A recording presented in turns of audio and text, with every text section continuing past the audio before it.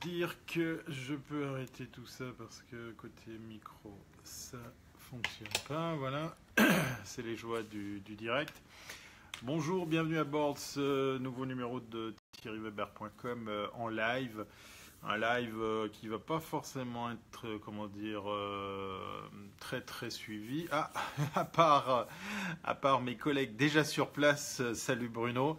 Voilà, un live qui va plus ressembler à un replay. Alors pour faire plaisir aux amis québécois et autres amoureux de la langue française, une vidéo à la demande, une vidéo qui sera lisible et consultable après coup en lecture. Alors, en fait, c'était prévu que... ah ben voilà, il y a même des Suisses encore réveillés. Donc, merci par avance pour les likes, pour les partages. On va essayer de passer un petit moment... ah ben, il y a pas mal de Suisses, en fait, encore debout. On va passer un petit moment pour faire, en fait, le point sur CES 2018 pour deux sujets, comme indiqué ici dans cette vidéo, dans ce titre. Pourquoi venir au CES ici à Las Vegas? Et puis après, on va passer en revue sur en fait, les grands moments, les points forts, ou bien qu'est-ce qu'il faut retenir de la keynote de Intel qui vient de se terminer. Merci JC Lérisson. Voilà, effectivement, il y a de dignes représentants français également dans la chatroom et ça fait bien plaisir. En première question, ben oui, effectivement, pourquoi venir au CES? Alors, pour pas forcément, comment dire, merci pour les cœurs, les pouces en l'air. Oui, on est sur Facebook. Je ne vais pas forcément répondre à votre place, je vais plutôt vous expliquer pourquoi moi je m'y rends. Alors, je commence à être un habitué, puisqu'effectivement, ça fait maintenant quelques années que chaque début janvier, eh bien, voilà, je concède une semaine à ce voyage. Alors, la première raison, ben, c'est effectivement, salut Vincent, oui, grosse délégation française présente cette année, plus de 100 startups en plus de l'année passée, on y reviendra. Ben voilà, ça c'est un des points aussi importants qui m'amène à faire que ben voilà, je viens chaque année ici à Las Vegas, c'est le réseautage. Parce qu'il est vraiment efficace et ben voilà, je prends la balle au bon. Les Français l'ont compris avec la French Tech, avec grosse présence à la fois des startups dans un des coins que j'adore qui est l'Eureka Park. C'est en fait là où vous allez pouvoir rencontrer les acteurs de l'innovation. Mais vous allez voir aussi des politiques. Alors, je ne vous parle pas uniquement de ceux qu'on voit dans les médias, mais aussi des investisseurs. Ça m'a été très agréable et surprenant de pouvoir très facilement rencontrer des investisseurs français et étrangers qui venaient un petit peu à la pêche, à l'innovation, dans tout ce que représente la French Tech. Qui vient de plus en plus en force. Effectivement, c'est la deuxième plus grosse communauté, la langue la plus parlée après l'anglais, c'est le français. Voilà. Alors, une des raisons qui me pousse, voilà, pourquoi je viens au CES, une des raisons qui me pousse à venir, c'est qu'en fait, j'y trouve encore mon compte en matière de recherche dans l'innovation. Vas-tu faire une visite virtuelle encore cette année?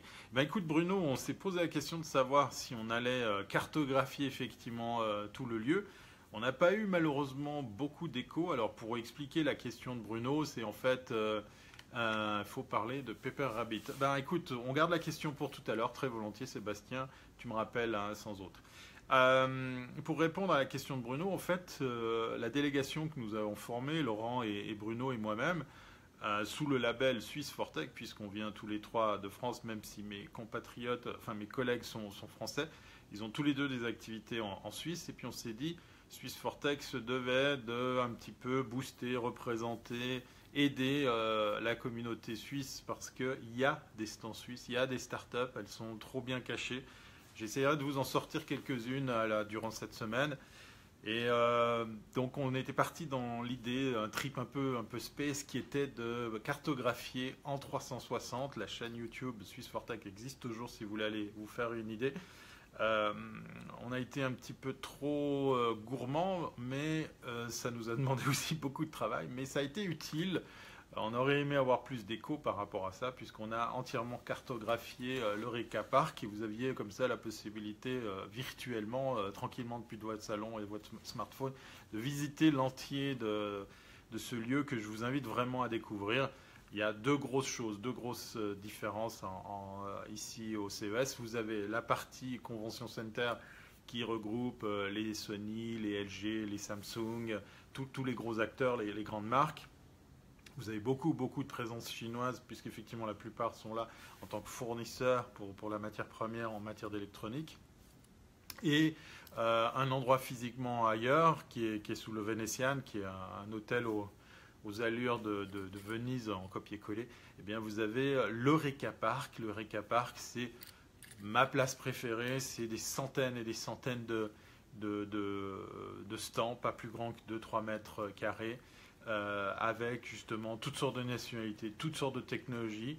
Et bien voilà, pour répondre à la question là, de Bruno, on avait dit ça serait pas mal de pouvoir vous faire une cartographie de tout cet endroit et puis que vous puissiez nous dire, tiens, si vous alliez rencontrer tel, cette société, cette start-up, pourquoi pas faire du contenu, les interviewer, en faire quelque chose.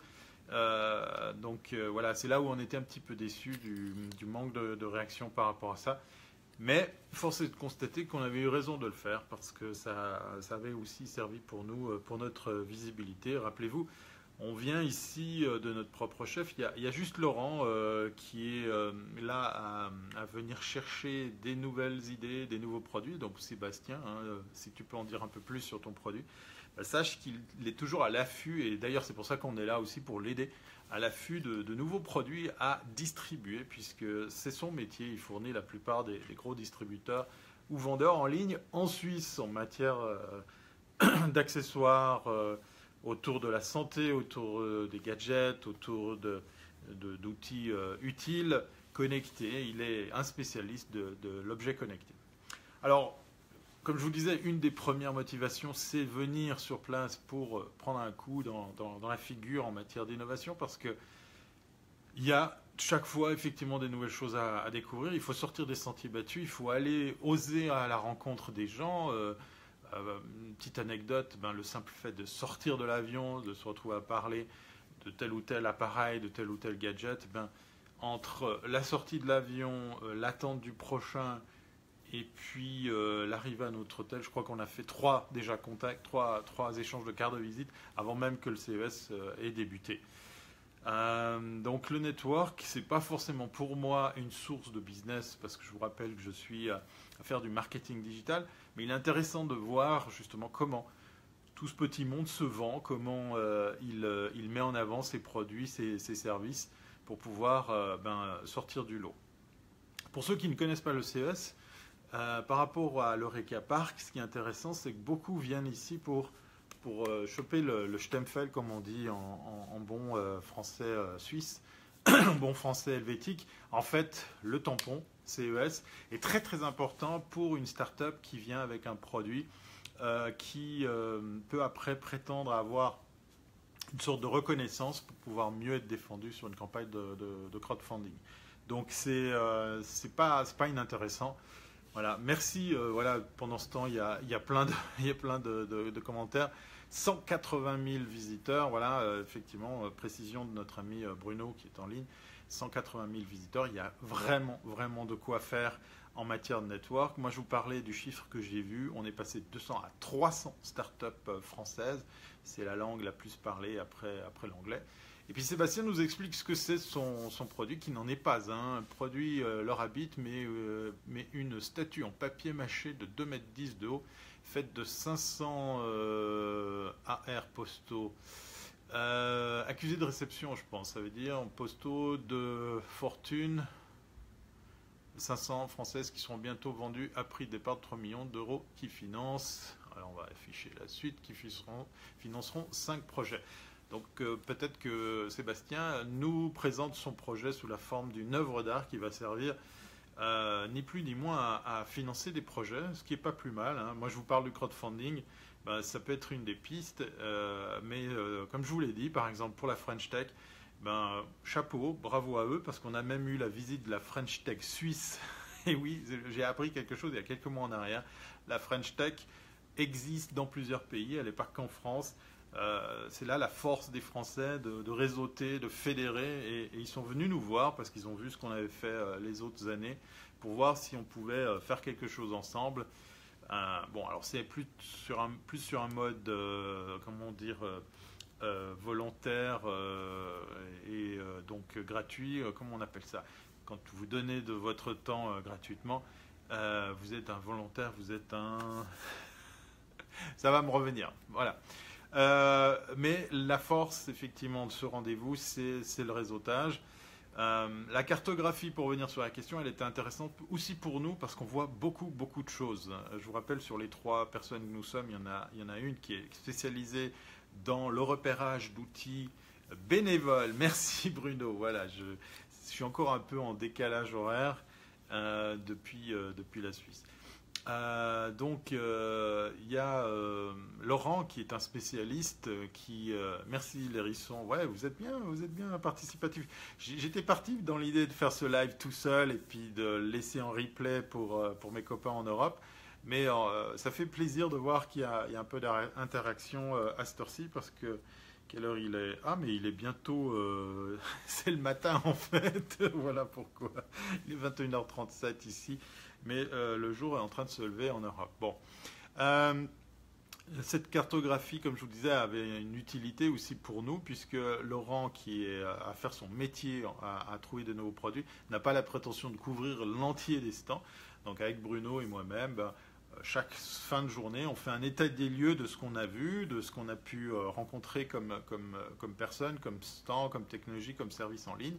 Et puis, on en fait une synthèse pour après définir ensemble quels sont les produits qui pourraient être le plus à même d'être revendus, distribués ici en Suisse. Et l'intérêt du CES, c'est aussi cette année de voir le French Village qui accueille la francophonie cette année, pas seulement les Français. Ah, c'est intéressant. Oui, alors la francophonie, moi, c'est vraiment quelque chose qui me tient à cœur. Les barbares du 6h du mat, oui, effectivement, c'est un peu tôt. C'est un point important, la francophonie, parce que grâce aux Français ou à cause des Français, bah ça c'est une des rencontres qu'on a faites, comme je vous le disais, en sortant de l'avion. Alors là, c'était au moment du passage de la sécurité de l'immigration américaine à Montréal. À part ça, ben, je salue mes amis québécois et canadiens parce que c'était génial. Le vol, le service à bord, puisqu'on a volé Air Canada, mais aussi l'accueil sur place, les gens, enfin tous ceux qu'on a pu rencontrer à la sécurité, c'était vraiment super serviable, super pro et super rapide aussi. C'est un bon truc. Voilà, si jamais vous cherchez des tuyaux par rapport à comment organiser votre CES, n'hésitez pas à nous contacter. Une seule adresse, SwissForTech, ça s'écrit avec un 4, swissfortech.ch. Vous trouverez toutes les infos pour nous contacter. Donc oui, la communauté française, parce que ce que je disais grâce à cette rencontre, on a réalisé qu'à cause ou grâce aux Français, ça a fait bouger nos copains belges. Et là, c'est ni plus ni moins la Wallonie qui vient comme ça, un petit peu... enfin, sous l'état de la Wallonie et sous l'impulsion, il y a une dizaine de startups belges qui seront présentes donc dès demain, puisque c'est demain que ça commence, avec de la technologie, avec toutes sortes de produits intéressants, aux couleurs de la Belgique. Donc ce qui gâche rien. Et il me tarde de voir la Suisse faire ça.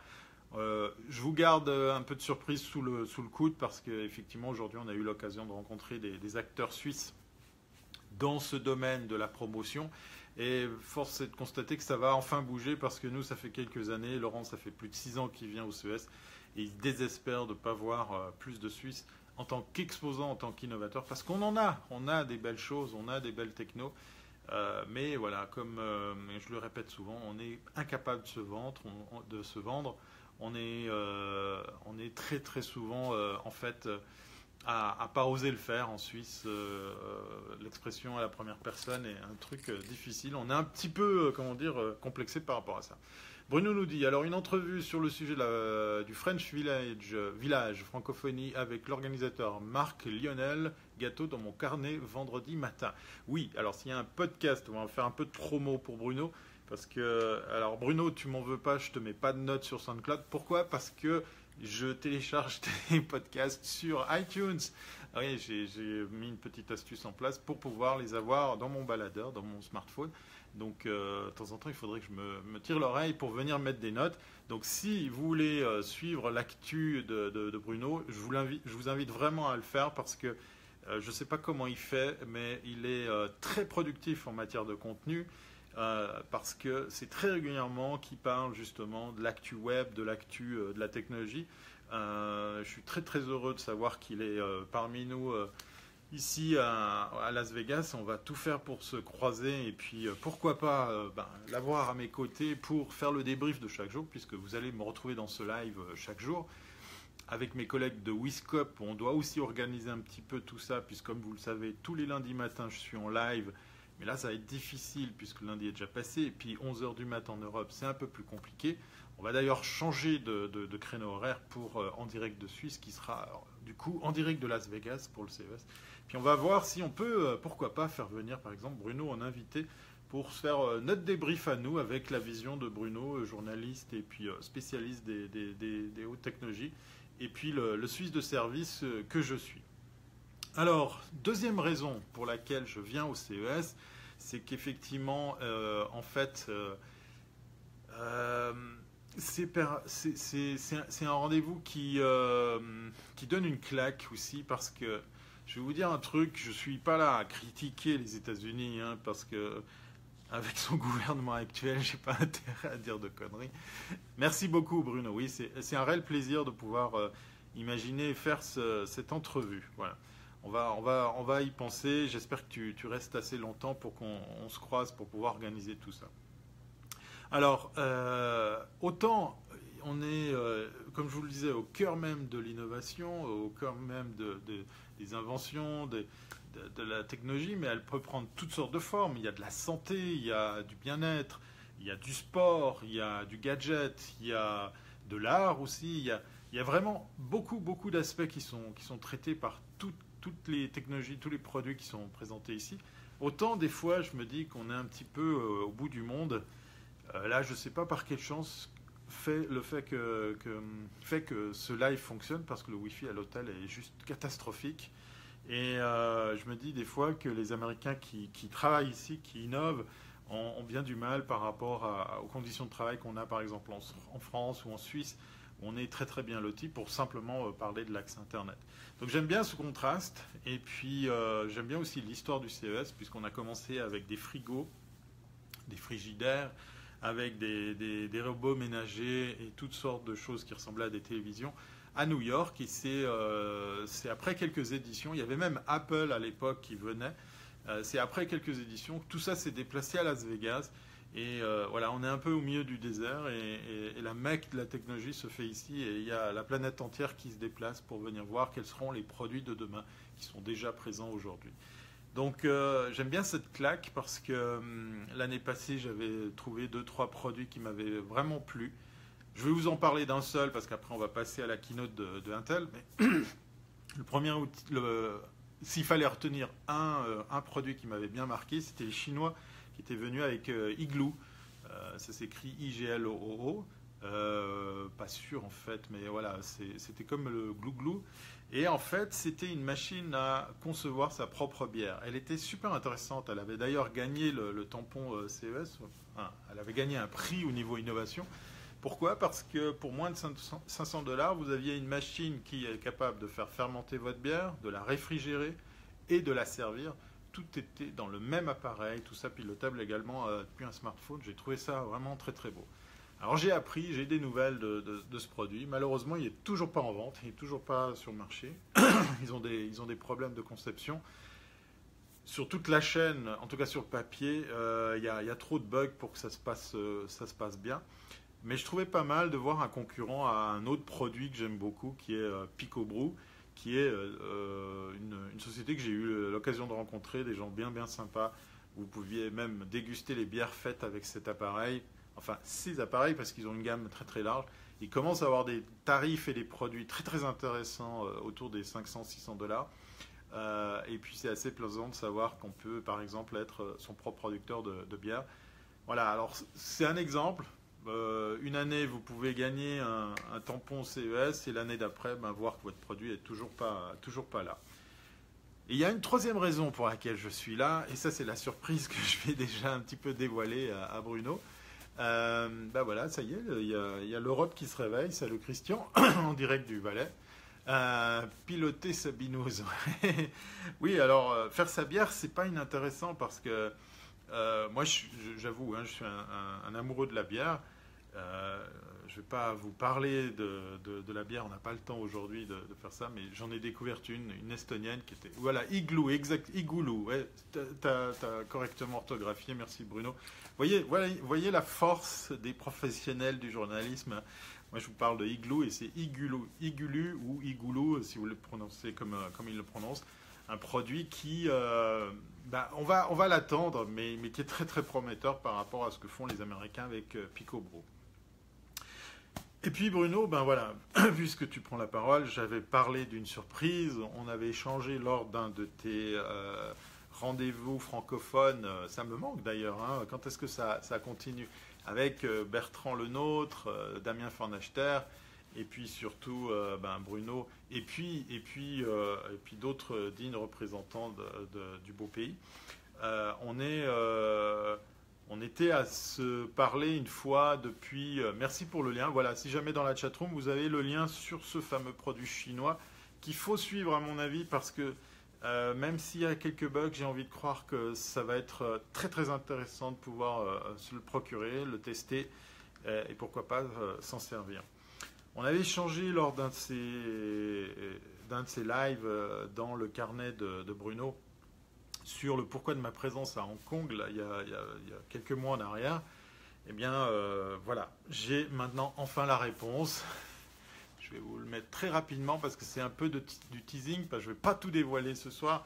Pourquoi? Parce qu'on a une semaine pour se parler. Donc, je vais juste vous montrer un sac. Voilà. Vous dites, bon, rien de spécial.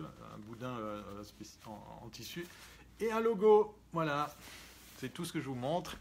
Bah oui, si je viens ici, c'est aussi un petit peu pour confronter mes idées et la folie de donner vie à un produit, voilà, mon produit. Alors je vous rassure, je ne viens pas ici avec l'idée de monter un stand et puis de faire la promotion de ce produit, mais il se trouve que j'ai le prototype numéro 2 sur moi toute cette semaine. Donc si vous êtes au CES, vous avez envie d'en savoir plus, venez à ma rencontre et puis on va le remontrer vite fait. Mais venez à ma rencontre, c'est très volontiers que je vous en parle. Pourquoi? Parce que j'avais très envie de donner vie à ce produit. Je compte sur vous, pour ceux qui me suivent régulièrement, de vraiment rester connectés. Il y aura bientôt une adresse internet sur laquelle vous pourrez vous abonner et ainsi être dans la loupe pour les premiers à être au courant en quoi consiste ce produit. On a mis des mois à le concevoir, à bien bosser dessus. Vous savez qu'en Suisse, on est très pointilleux, on est très maniaque, on est très précis, et puis on est très pénible, on est très difficile. Voilà.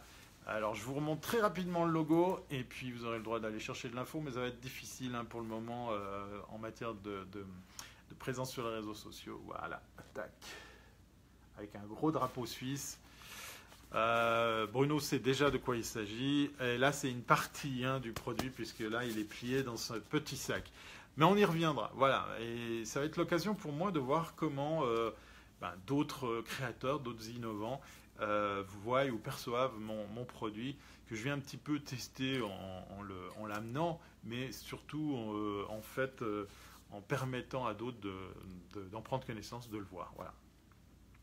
Maintenant, on va terminer sur la deuxième partie de ce live. Encore une fois, je salue celles et ceux qui prendront le temps de le regarder en replay à la demande, puisqu'effectivement, vu l'heure tardive ici, enfin non, il est bientôt 10 heures, mais un petit peu trop tôt côté Europe, je vous excuse pour les absents qui sont...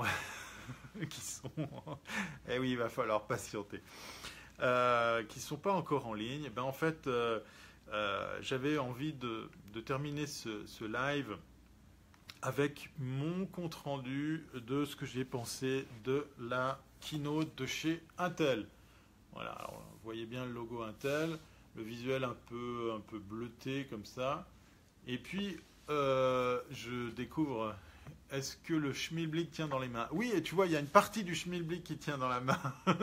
Pour une fois que je regarde en direct. Bah oui, écoute, comme quoi, il n'y a pas de hasard. Alors, Intel, comme beaucoup de marques, comme beaucoup de commerces ici, utilise un hashtag qu'on a pu voir, nous, dès qu'on est arrivé à Las Vegas.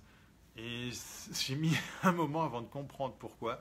Je vais vous l'afficher. Alors ça, c'est le petit moment, comment dire, pour rendre les hommages à celles et ceux qui ont vécu de sales moments il y a quelques semaines en arrière. Vegas Strong.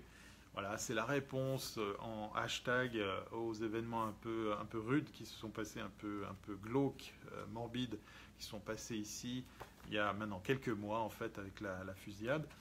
Donc ça fait un peu bizarre de voir qu'Intel porte aussi ce slogan. On verra si en fait tout le CES est empreint de cette espèce de rendu d'hommage aux victimes de ce qui s'est passé ici à Las Vegas, ou alors si c'est juste un hashtag qui a perduré comme ça depuis ce mauvais instant qui s'est déroulé. Alors, revenons sur la keynote d'Intel. Le maître mot, vous l'avez déjà en fait en cover du petit programme qu'ils vous mettent à disposition à l'entrée, c'est la data, les données. Intel met un gros accent sur le constat enfin qu'il faudrait qu'on fasse quelque chose sur toutes ces données, de toutes ces données qu'on récolte, toutes ces données qu'on génère. Ils ne sont pas en reste parce qu'une des technologies qu'ils présentent, si je devais résumer la keynote à un seul point, pour pouvoir parler de quelque chose d'impactant, de quelque chose qui a marqué un petit peu les esprits, en tout cas le mien, hein, je vous parle encore de nouveau de mon point de vue, c'est ce qu'on appelle la vidéo augmentée. Alors ça a un autre nom, hein. Je recherche pour voir si je peux vous sortir le terme exact. Mais en fait, ils ont inventé un nouveau terme qui va au-delà des pixels, c'est les voxels ou vixels, je ne sais plus si c'est vo ou i. En fait, c'est assez bluffant. Ça, c'est la seule partie, moi, qui m'a un petit peu secoué un petit peu la tête, les neurones. C'est une démonstration de vidéo,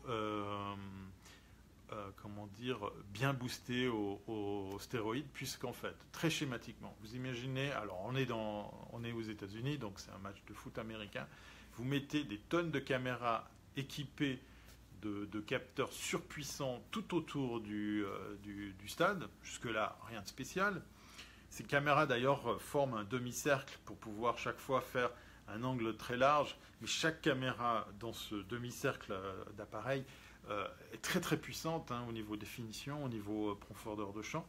Et toutes ces données, là, on parlait je crois que c'était des téras ou des pétas d'octets par minute de vidéo enregistrée. En fait, ce système est capable d'enregistrer l'entier d'un match sous tous les angles possibles.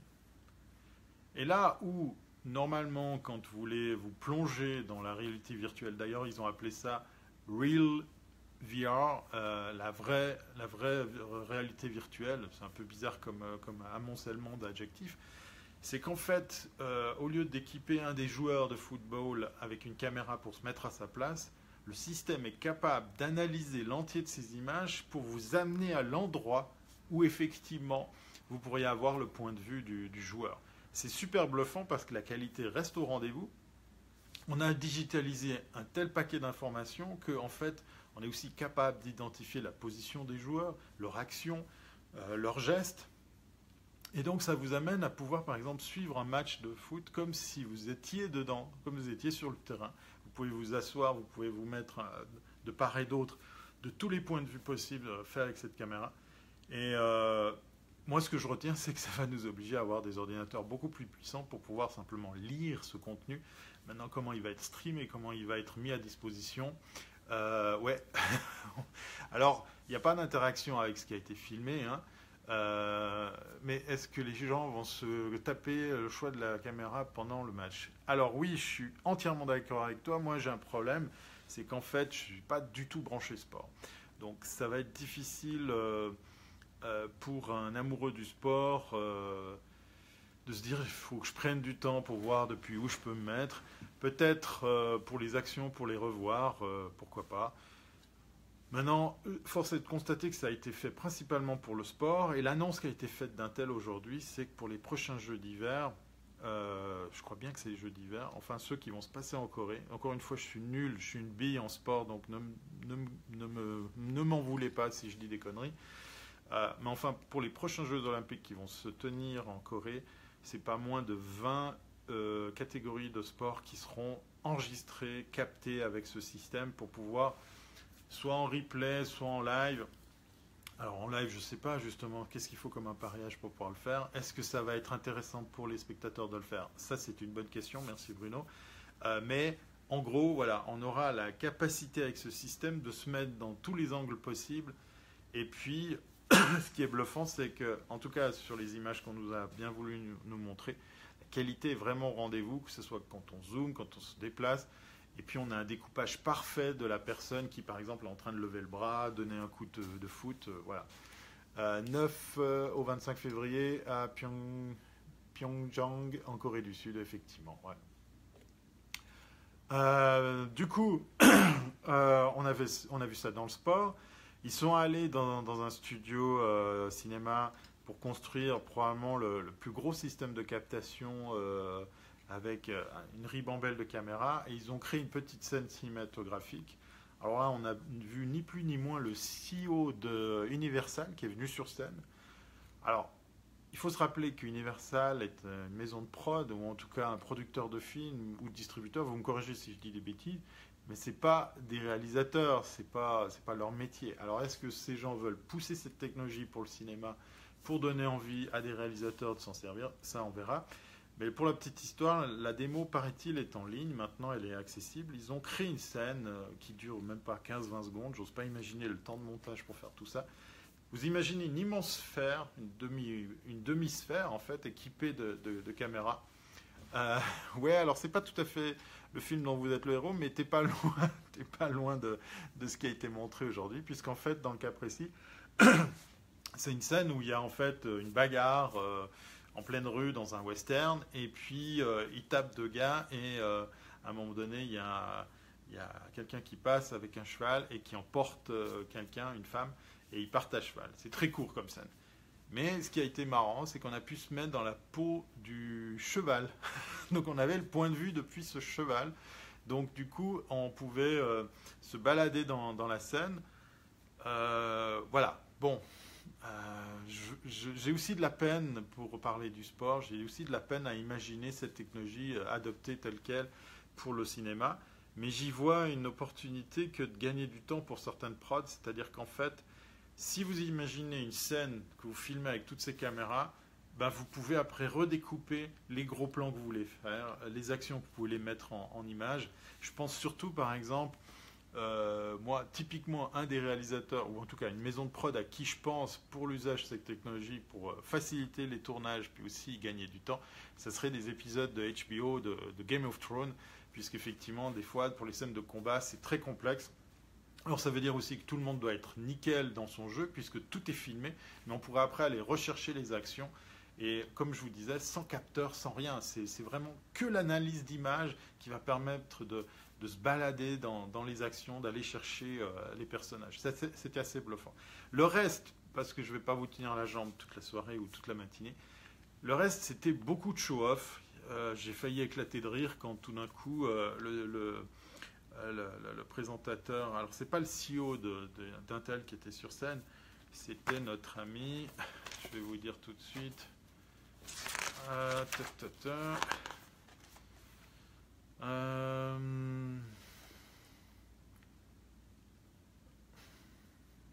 qui c'est qui est monté sur scène? Alors il y avait le CEO d'Intel, enfin bref, ils sont partis avec des casques sans fil en plus, pour nous faire croire qu'ils avaient, avec leur technologie, associé quelque chose similaire à du Second Life. C'était tellement fake, puisqu'en fait, ils partaient derrière dans les coulisses pour donner vie à cette scène. En fait, un de mes collègues a dit, en fait, ils ont voulu présenter tellement de choses que ça faisait fouiller, puis que pour certains trucs, ils n'étaient pas très très crédibles. C'était un vrai show-off. Il faut imaginer que le parterre de la scène est un écran, l'arrière de la scène est un écran, il y en a même un deuxième, il y en a deux de chaque côté, il y a même d'autres qui descendaient en rideau comme ça pour agrémenter la scène. C'était vraiment show-off au niveau des moyens techniques pour mettre tout ça. Multicaméra. J'ai même remarqué une dame tout en bas dans le coin du public qui faisait le langage des signes pour les sourds et les malentendants qui voulaient suivre ça. Donc vraiment une débauche de moyens pour mettre tout ça en image. Il y avait un groupe qui jouait avec des instruments virtuels, c'est-à-dire qu'en fait on captait juste leurs mouvements. Non, alors c'était pas du tout un show à la Steve Jobs. Steve Jobs, il faisait... c'est comme je dis à mes clients, quand vous faites une newsletter, pensez à vendre une seule chose. Parce qu'on est tous tentés de mettre ça, plus ça, plus ça. Non, non, vous faites une newsletter, vends un truc, vends un seul truc. Puis tu feras ça dans la prochaine, et ainsi de suite. Et j'ai l'impression que Steve Jobs, il arrivait, je mets des grosses guillemets, mais il arrivait à faire ça, là où maintenant les keynotes de Apple, on a beaucoup de choses. Puis l'exemple, il est tout trouvé. Hein. On vous présente le 8, le 8 Plus et le 10. Voilà. Là, c'était plus dans le show-off au niveau des écrans, au niveau de la scénographie, au niveau des intervenants. Et j'ai de la peine à adhérer. Puis à un moment donné, je me suis dit, mais je suis en train de m'ennuyer en fait. Je suis en train de m'embêter, pour parler poliment. Ah, mais bien sûr, Intel n'est juste qu'un fabricant de processeurs. Donc, il s'accapare comme ça ces technologies pour mettre en avant ce qu'on peut en faire, parce qu'effectivement, ça s'adresse à des constructeurs, ça s'adresse à des utilisateurs autres que des utilisateurs finaux que nous sommes. Et puis, le pompon, la cerise sur le gâteau, c'est qu'ils sont allés rechercher et récupérer une technologie allemande. Vous allez sur Internet, vous allez voir sur YouTube le volocoptère, ce fameux hélicoptère qui est en fait un drone qui peut être piloté à distance et qui ne ressemble pas du tout au Yang chinois, le Yang 184, qui est un drone équipé de 1, 2, 3, 4, 8 rotors. Lui, il en a 10 posés sur un cercle qui est au-dessus de la cabine. Et puis, cet appareil n'est toujours pas habilité à voler à l'extérieur. D'ailleurs, les vidéos qu'on voit, c'est toujours en local fermé. Et ils l'ont amené sur scène et ils l'ont fait voler. Donc là, j'ai l'impression qu'en fait, nos amis de chez Intel sont accaparés, comme ils l'ont fait tout au long de ces dernières années, des technologies pour pouvoir dire comment Intel peut aider à l'améliorer. Mais maintenant, voir un drone qui monte, qui se déplace de 5 mètres et qui se repose derrière une monstre vitre, alors, techniquement et puis scénographiquement, c'est assez impressionnant. Mais comme il ne peut pas voler à l'extérieur, puis comme il faut protéger un petit peu le public, il est même attaché, donc c'est un peu bizarre. Puis voilà, c'est tout. C'est un drone qui s'est levé, qui était vide, et puis qui s'est reposé. Steve Jobs, il avait quand même 2 ou 3 trucs, qui est son fameux One More Thing. Oui, effectivement, et là, on ne l'a pas chez Intel, mais encore une fois, je ne veux pas leur jeter la pierre, parce que Intel a une mission, c'est de nous aider à faire que tout ce qu'on conçoit puisse mieux fonctionner, puisqu'effectivement, ils sont au cœur même de la technologie, avec justement leurs microprocesseurs, avec l'électronique qu'ils fabriquent pour tous nos appareils. Donc là, on a vu de la télé augmentée, enfin de la vidéo augmentée. J'essayerai de vous retrouver le terme exact. On a vu du drone. Alors, on a fini. Voilà. Alors peut-être le One More Thing, en fait, mais c'était pas très bien vendu. Je vous l'ai mis. Allez le voir sur mon flux. Je vais mettre l'autre partie de la vidéo que j'ai filmée off, puis l'autre que j'ai mis en live. C'est le show final avec 100 drones autonomes, on va dire ils sont synchronisés plutôt qu'autonomes, et qui ont présenté un ballet de lumière et de scène vraiment très très impressionnant. Alors là, pour le coup, il n'y avait pas de protection, ça volait au-dessus de la scène, c'était de tout petits drones de cette taille-là, tous équipés de plusieurs lumières pour pouvoir faire un ballet. D'ailleurs, je crois qu'ils rentrent dans le Guinness des records avec ça. Et surtout sans GPS. Donc voilà, des capteurs différents. Voilà. Alors c'est toujours, je pense, difficile pour un constructeur comme Intel de faire la démonstration de ces produits, de ces technologies, pour pouvoir bien se dire, tiens, ils font pas que des microprocesseurs. Oui, alors cool, si vous avez déjà vu, si tu as aussi, Bruno, vu la vidéo, c'est parfait. Je crois, si jamais, je n'ai pas sous le coude le lien, je crois qu'Intel a aussi balancé ça en live.